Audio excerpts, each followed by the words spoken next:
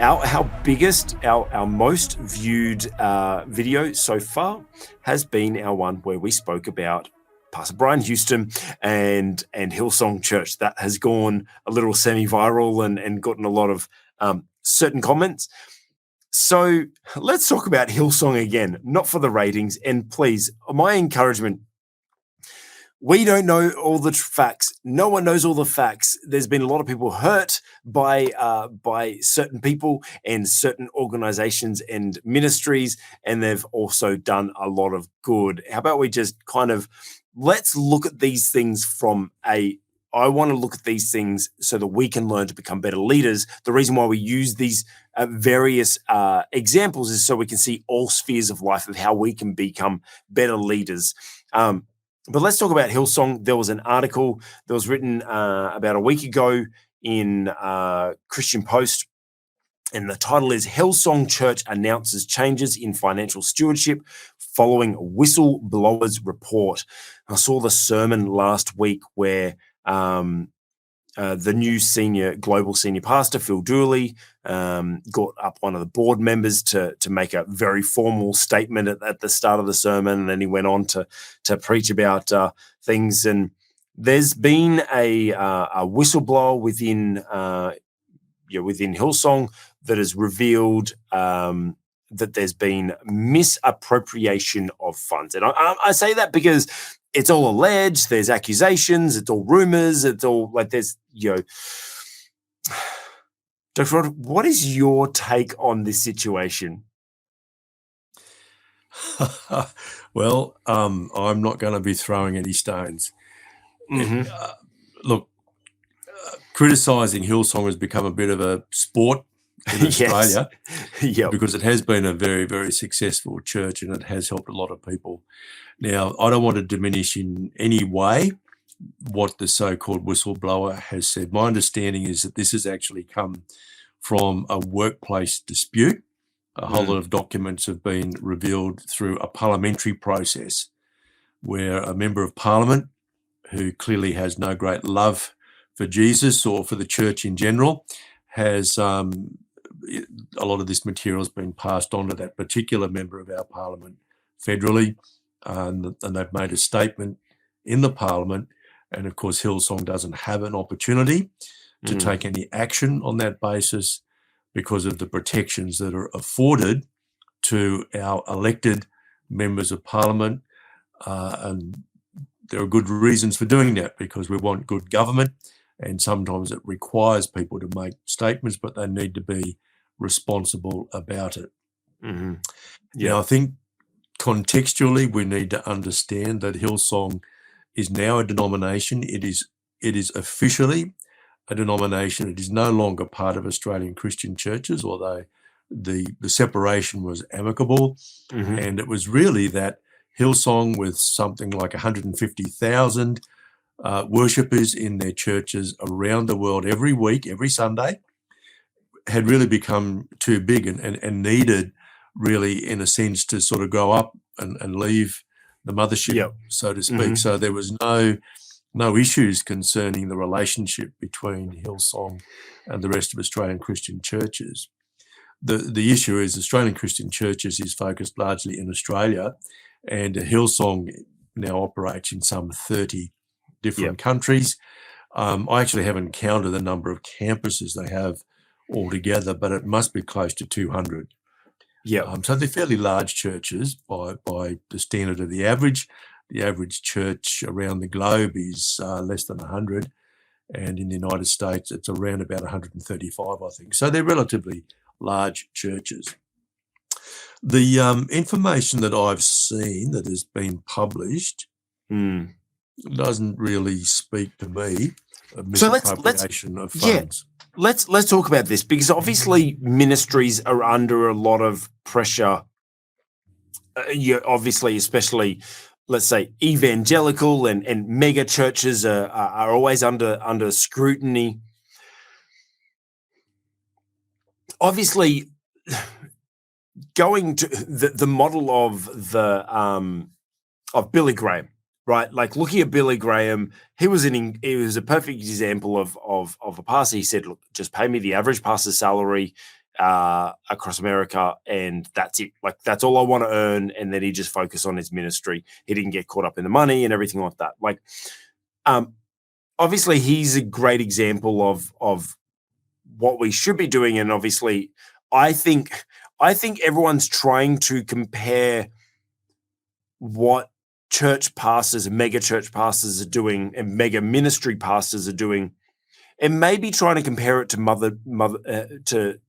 Mother Teresa.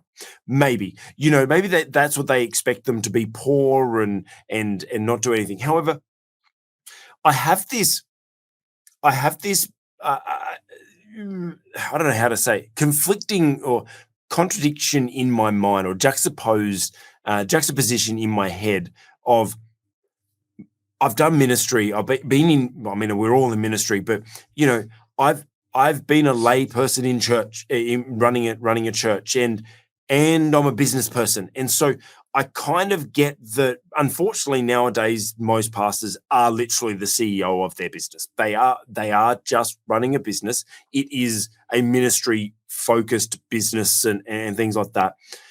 And so when you look at these pastors, let's see, looking at Hillsong, and you look at, if you were to take a CEO or a leader of an organization that had 150,000 people in that organization, that CEO, that leader would be making millions and millions and millions of dollars every year.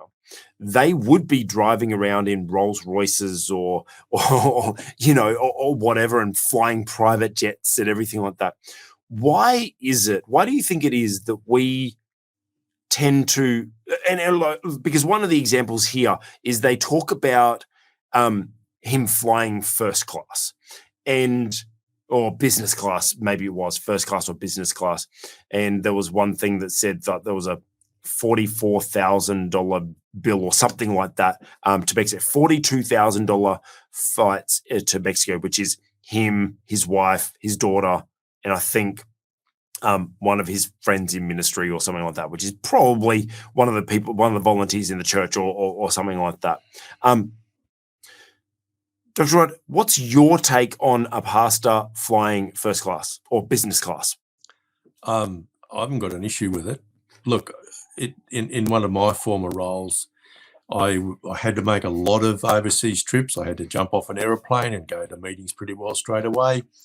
I was in and out of one particular country probably 6 or 7 times in a space of a few months. Every time I went, I was probably there for a couple of weeks. It was pretty tough work. I was working probably 18 hours a day. Every trip cost over $35,000. But my goodness me, I had to work hard. Mm-hmm. And the same goes for pastors. Unfortunately, I think one of the, certainly from my perspective here in Australia, I think our national sin is envy. Yeah. And tall poppy syndrome. We don't want to see anybody doing better than ourselves. I think that's just comes from the pit of hell, frankly. And I know you can look at that and you say, my goodness me, I don't earn that much in a year. I think, wow, that was a couple of airfares. Yeah. But you don't know the full story. That's an entry that is now public knowledge. That's been published, rightly or wrongly. It's in the public arena. There are lots of things we don't know at this point. So we don't know how much of that was reimbursed by another organisation. We don't know how much of that might have been reimbursed by the individuals involved. And look, there are plenty of organisations that have arrangements that say, look, we'll make all the bookings for you, we'll pay it, and you just tip back 30% or whatever. So I think we've just got to be really, really careful about drawing conclusions here. It doesn't concern me if the pastor of a large church actually formally earns a large salary, because they take on a lot of risk, personal risk. It's hard work because you're virtually on call 24/7. It's very, very difficult to extricate yourself from any of the major things that are happening, be they events or crises. So you're not your own. You are very much servant of the people. Look, I don't think that we should look to feather our own nest or to build a great big property portfolio or anything like that. But it worries me a lot that we want to drag down successful pastors. We're talking about a what is now a denomination that has global reach, global influence, that has done a lot of really good things for the body of Christ and the wider community through their music, through their conferences, through their overall contribution to the body of Christ, and through the many, many good things that they do in community. I don't think we should diminish that. I think it's a good thing that Hillsong have employed forensic accountants. As I said to you before we came on air today, I've done exactly the same thing as a director, recommended to the board that under a particular set of circumstances, we hire some external forensic accountants. We did that. They spent some time trawling through all of the transactions, and they produced a report for us. And just by the way, our conclusion was we don't need to put anybody in jail as a result of this, but we do need to sort out some of our systems, right? That was good to get that information, good to act on it. So I salute Hillsong for doing that. I understand also from reports that they're under investigation by the National Regulator of Charities and Not-for-Profits here in Australia. It's called the Australian Charities and Not-for-Profits Commission, or ACNC for short. And look, honestly, if people make a complaint to them, and it's a large organisation, they really do have an obligation to investigate. It's not something that worries me a lot because it's reasonably routine. The investigation has been ongoing for some time, and we should just wait and see what the ACNC process results in. And look, if it's discovered that they've got systems that are just not tight enough or policies that are not tight enough, their policy on honorariums has come to light. Look, essentially, that's an issue between you and the taxman. And if someone came to me as a pastor, for example, and said, look, I've got all of these invitations to speak and to write books and so on, I would say, in Australia, we have what's called an Australian business number. I would say you get your ABN, and then you keep a record of all of those honorariums that you paid. And when you come to do your tax every year, you tell the tax man, I've earned this much in love offerings, as we call them here, or in honorariums, and the tax man can determine whether or not that's income. Okay. Now, here, the basic ruling is that if you get that because you're working, you're doing your work, then it's income and it's taxable. And I would think that for a lot of pastors, preaching in other churches and so on, if they do that regularly, that would just count as income. Now, I've got no idea where Hillsong pastors, past and present, sit. And look, I would just say that. Look, if I was on a board, I would say, folks, if you're a pastor, you're getting invitations to speak elsewhere, you're signing contracts to write books and so on. If your own contract of employment allows you to do that, I would just say you get your ABN, your Australian business number, or the equivalent in another jurisdiction. Keep a record of all of that money that you're being paid, and you just tell the taxman and let the taxman sort it out. And if you're worried that the taxman is going to take too much, cast your worries and your cares upon him. Lay it at the foot of the cross. Let Jesus work it out. Yeah, exactly. Now, I think that let's make this relevant, that we're not like just picking on Hillsong and everything like that. To go back to the business class flights and everything like that. There is actually a real practical element. This is not just people wanting to live luxury and stuff. Like you mentioned that you did, but I don't think there's not an emphasis on. It's really hard to. My question to you, our audience, is: have you ever flown business class?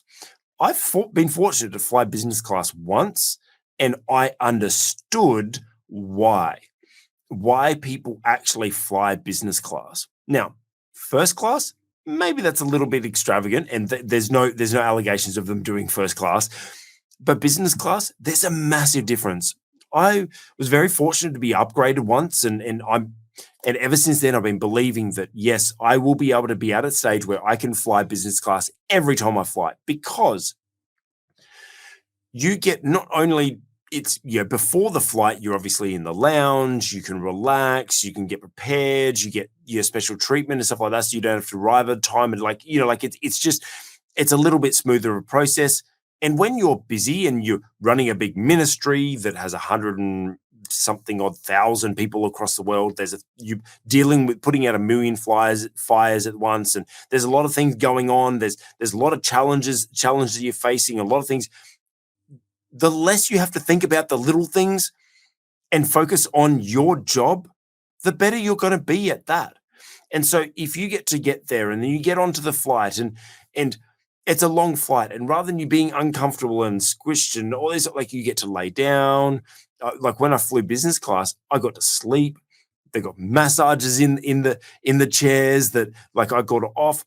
When I got off, I felt so fresh. I also had time to write notes and prepare for the presentation that I was about to give and stuff like that. I got off and I was ready to take action. I didn't need to take a day off to kind of rest and recuperate, which we all know from long travel. You got to take a day off, and a day off both sides, and to cover jet lag.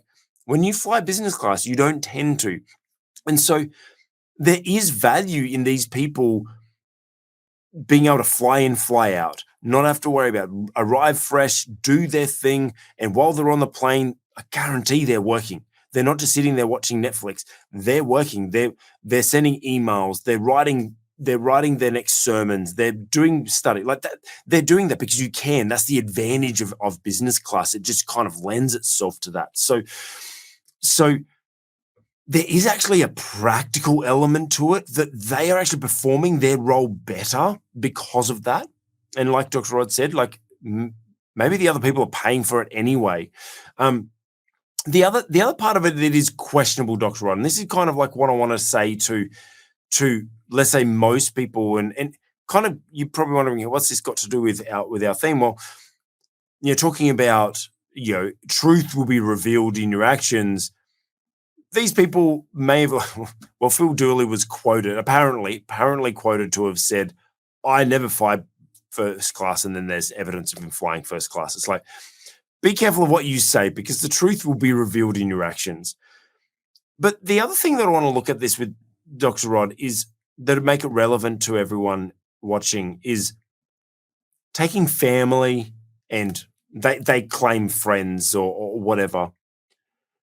Obviously, there's plenty of opportunities for us to do business, and maybe there's an opportunity for us to bring family along. When I'm traveling for work, I try to bring my wife along so we can spend that time together, and it's a trip that we get to do together, and my clients know that she's coming and everything like that, and they they normally contribute to her flights as well. And where's the line of taking advantage and maybe misappropriating funds for paying for family to come along versus just taking advantage of benefits of the job? Do you know what I mean? Like there's perks of the job. Look, having done a fair bit of international travel, it's no perk, let me tell you. When you have to get off a plane and go into difficult business negotiations, work very, very long hours, honestly, there's nothing junket about it whatsoever. I can assure you of that. And often we become critical because we've done nothing more than sit in an armchair and have a look at what someone has said on social media or what somebody's published somewhere. I mean, you can probably understand, I get pretty angry at this kind of thing. My question always is, so how many people have you saved this week? How many people are now followers of Jesus Christ because of your ministry, right? What have you done to help the poor and needy? What have you done, in other words, to be the answer to the Lord's Prayer to somebody in your community? Now, I'm not letting people off the hook. We have to have good systems. But look, if I was a director on a Hillsong board or a board like that, I'd have a carefully constructed contract or covenant with my pastors, and I would be prepared to recognize things like time away from home, frequency of travel, the distance traveled, and honestly, if the church had the resources, because God believes in family, I would do everything I could to ensure that work does not disrupt good, functioning, healthy family life. That's really good. I have no objection to a family accompanying a minister when they're on ministry somewhere. Look, we've got to, as Christians in particular, we've got to get rid of envy. Envy and strife destroy the church. Yeah. We've got to deal with it. We've got to grow up. And we've also got to understand that God's economy is not a zero-sum game. So if Phil Dooley or some other pastor is traveling business class, or heaven forbid, if a ministry owns a jet, we've got to get over that. We've got to ask ourselves, what influence, what good is being done here? Now, that's not to say we can be profligate or anything like that. What I'm saying is we need to sit back and we need to carefully make our decisions and judgments. But what I'm saying is, on the face of it, what was presented in the Parliament under parliamentary privilege, what has since been published, does not, in my mind, constitute anything that ought to be used to condemn Hillsong or any individuals involved. Now, we're talking here about the allegation of financial misappropriation. I see nothing to substantiate that allegation that has been released in the public arena. And look, we don't want to make judgments about any court-directed actions or anything like that. We know that there is an action which has been launched under Australia's workplace laws. We don't want to undermine anything that's going on there. But I think we need to take great, and this is something for leaders to bear in mind. I'm a leader of a small church, right? As a leader, I need to be very careful about what kind of statements I make about leaders of other churches, their boards or their pastors or their other senior people, when I don't fully know what's going on. I don't know the details about any contracts or covenants that they might have. I've got no way of judging how effective their ministry is. I need, I think, to be humble, measured, and very, very careful before I make judgment, particularly in a public space. And we're not taking away from the fact that there's been some bad things that's happened through that. There's been people have been hurt in ministries, not just this ministry, but other ministries. We're not taking away from that. We're not diminishing the fact that, you know, a lot of people have been hurt by great leaders and by great ministry leaders. I'm not denying that, but just looking at this, the truth will be revealed by our actions. Truth is revealed by actions, and I just want to encourage us that, as Dr. Rod said, well, how many people have you saved this week? How many people have fallen back in love with Jesus that have been missing him for a while? How many people have sat under your worship this week and felt the presence of God? There may be some things that they're not doing 100% right. We're all human. We make mistakes. They are being held account for some of them, and there is some accountability that is happening as well. Hey, you just watched an excerpt from the On the Cube Leadership Podcast. If you like that, hit the like button and put a comment below. Hey, if you want to watch more videos like this, check out our channel, and while you're there, make sure you subscribe.